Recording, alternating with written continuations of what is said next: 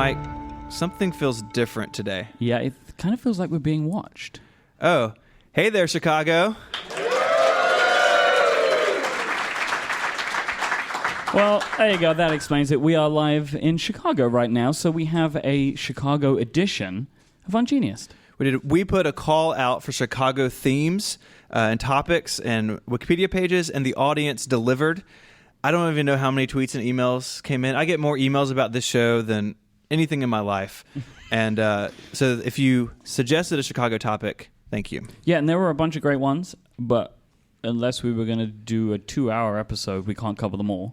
I mean, we could have talked about the Bean. We went to the Bean today. We did. Or we could talk about the raising of Chicago in the 1850s and 60s. Or the time Dr. Drang made the river flow backwards. The river does flow backwards here. It's really weird. Or the many variations of hot dogs, what is referred to as pizza, popcorn, that all seem to earn the name Chicago style. That adjective is thrown around loosely. Everything Chicago style in Chicago. But to be honest with you, none of that felt right. When I saw the Wikipedia entry for the SS Eastland sent in by Wit, I knew that we had to pick it. And this one falls right within our disaster wheelhouse that we have on Ungeniused. Yeah. The darker, the better. The SS Eastland was a passenger ship based in Chicago and used for river tours and lake tours. It was commissioned in 1902 by the Michigan Steamship Company and was built in Michigan by the Jinx Shipbuilding Company. Its first voyage was just a year later in 1903. And right away there were problems. The Eastland was discovered to have some design flaws, making it susceptible to leaning to one side, which is great for a ship. It was top-heavy, which became evident when passengers, when they would congregate en masse on the upper decks, probably for parties of some description, it would seem, it was top-heavy. And in July 1903, a case of overcrowding caused the Eastland to lean to one side, with water flowing up and onto the ship's gangplanks. It's a good start. It's a great start. The early problems didn't stop there. Later the same month, the stern of the ship was damaged when it backed into the tugboat George W. Gardner. Thanks, George. Name. It's a lovely name. I know nothing about George. I didn't follow that link. Is that how tugboats are named? Are they like, this is Philip Morris, the tugboat. Then on August the 14th of 1903, still the same year, while on a cruise from Chicago to South Haven, Michigan, 6 of the ship's firemen refused to stoke the fire for the ship's boiler. They claimed they had not received their potatoes with their meal. So obviously, they were very upset. That'd make me cranky. Definitely. When they refused to return to the fire hole, Captain John Peru ordered the 6 men to be arrested at gunpoint. Firemen George Lippin and Benjamin Myers, who were not a part of the group of 6 non-potato receiving firemen, stoked the fires until the ship reached its harbor. Upon landing, the 6 of the potato firemen were taken to the town jail and charged with mutiny. Shortly thereafter, Captain Perot was replaced. Oh my. Yes. Not good. A couple of years later, August 1906, another incident of leaning occurred, which resulted in the filing of complaints against the owner of the ship, the Chicago South Haven Line. So we have the world's most tame mutiny. Potato mutiny, and some leaning. So far, not too bad, but in 1915, the story turns tragic. So let's kick this one up a notch. On July the 24th of that year, Eastland and 4 other Great Lakes passenger steamships were chartered to take employees from Western Electric Company's Hawthorne Works in Cicero, Illinois, to a picnic in Michigan City, Indiana. Who doesn't love a good company party? Ships for a picnic. Is there nowhere they could have gone for the picnic? Like, why? Our holiday party sucked compared to this. Charter of 7 boats. Let's go have a picnic. By a little after 7 a.m. that morning, the Eastland was at capacity with 2,572 passengers aboard. The ship was packed with many passengers standing on the open upper decks. Now, we know that's a problem. So therefore, the ship began leaning slightly to the port side away from the wharf. The crew attempted to stabilize the ship by admitting water to its ballast tanks, but to no avail. At 7:28 a.m., Eastland lurched sharply to port after passengers rushed to that side for some unknown reason. The ship then rolled completely onto its port side, coming to rest on the river bottom, which was only 20 feet below the surface. Many other passengers had already moved below decks on this relatively cool and damp morning to warm before the departure. Consequently, hundreds of people were trapped inside by the water and the sudden rollover. Some were crushed by heavy furniture, including pianos, bookcases, and tables. Although the ship was only 20 feet below the water and 20 feet from the wharf, and in spite of quick response by the crew of a nearby vessel, again, they were basically still on land, so the ship, the Kenosha, came alongside the hull and allowed those stranded on the capsized vessel to leap to safety. But unfortunately, a total of 844 passengers and 4 crew members died in the disaster. That doesn't usually happen. It's not great. No, I mean, like people saying, wow. Well, usually we're alone. I know. You can't make so much light of it anymore. I know. The bodies of the victims were taken to various temporary morgues established in the area for identification. By afternoon, the remaining unidentified bodies were consolidated in a nearby armory. The last known survivor of the capsizing died on November 24th, 2014, at the age of 102. That's a good run. Yeah. Is there a thing about ships that sink that people live for a really long time, like in Titanic, right? That lady was really old. And there's an episode of Seinfeld about that too, I think. Yeah, it's fun. It's George funny. trying to get the apartment from the survivor. Yeah. What? I don't remember what that was called. Anyway. Cut that. During 1915, the new Federal Seamen's Act had been passed because of the RMS Titanic disaster, which you just mentioned, happened 3 years previous.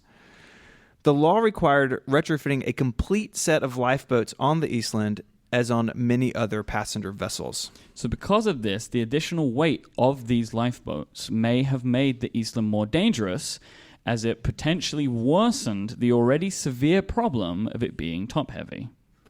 Thanks, Obama. That's not how this works. Maybe we should thank Jack for that instead. Oh. Titanic jokes. I'll never let go. A grand jury indicted the president and 3 other officers of the steamship company for manslaughter and the ship's captain and engineer for criminal carelessness. I didn't know that was a thing, by the way, until this. Carelessness. Carelessness. And found that the disaster was caused by, quote, conditions of instability caused by any or all of overloading of passengers, mishandling of water ballast, and even the very construction of the ship. But we know that was wrong, right? Like immediately there were problems. During the hearings, principal witness Sidney Jenks, president of the shipbuilding company that built the Eastland, testified that the ship's first owners wanted a fast ship to transport fruit, and he designed one capable of making 20 miles per hour and carrying 500 passengers. A marker, first of all, those numbers, we shouldn't bypass it. It was done for 500 people. Yeah, 500 people going 20 miles an hour, and it had 2,500 people in it when it sunk. Seems bad. Yeah, it's not good. A marker commemorating the accident was dedicated on June 4th, 1989. I don't know what took so long. It's like, don't worry about It's fine. We'll get to it. This marker was reportedly stolen in April of 2000. Why do people do that? Why do people do that? What are you doing it for? Truth or Dare just got out of control, I guess. So. And a replacement marker was installed and rededicated in July of 2003. Again, what took so long? It's like, it doesn't matter. Let's get to it, the bottom of the list. Plans exist for a permanent outdoor exhibit with the proposed name At the River's Edge, which will probably be built in like 2105, I guess. Yeah. Just give it some time. The exhibit would be located along the portion of the Chicago Riverwalk adjacent to the waters where the Eastland disaster occurred. The exhibit design calls for 6 displays telling the story of the accident. The story is, it fell over. Yep. I don't know why you need 6 displays for that. To show it in various states.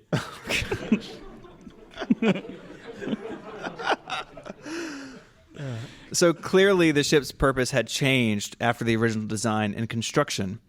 And the courts reasoned that the Eastland was, quote, operated for years and carried thousands safely. And that for this reason, no one could say that the accused parties were unjustified in believing that the ship was seaworthy. The accident was not the end of the ship, though. I couldn't believe this. This is Not amazing. After the Eastland was raised in August of 1915, it was sold to the Illinois Naval Reserve and recommissioned as the USS Wilmette, stationed at the Great Lakes Naval Base. You don't want to reuse the name. No, or the boat, but apparently they did. I was hoping for USS Potato, but that's just me. It was converted into a gunboat and commissioned on September 20th, 1918, but never saw combat in World War I. Thankfully. Yeah. It was mothballed in July of 1919, but they changed their mind and pressed it into service again a year later. It was given a task of sinking UC-97, which was a German U-boat surrendered to the U.S. after World War I.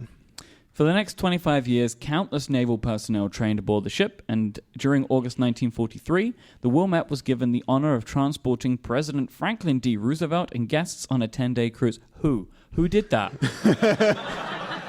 Not Whose good. idea was that? Put the Put him president. on the sinking It's fine. ship. It's Totally fine. Yeah, we'll lean over. We'll get him off in time. It's no problem. It's fine. Whose idea was that, though? Lots of questions.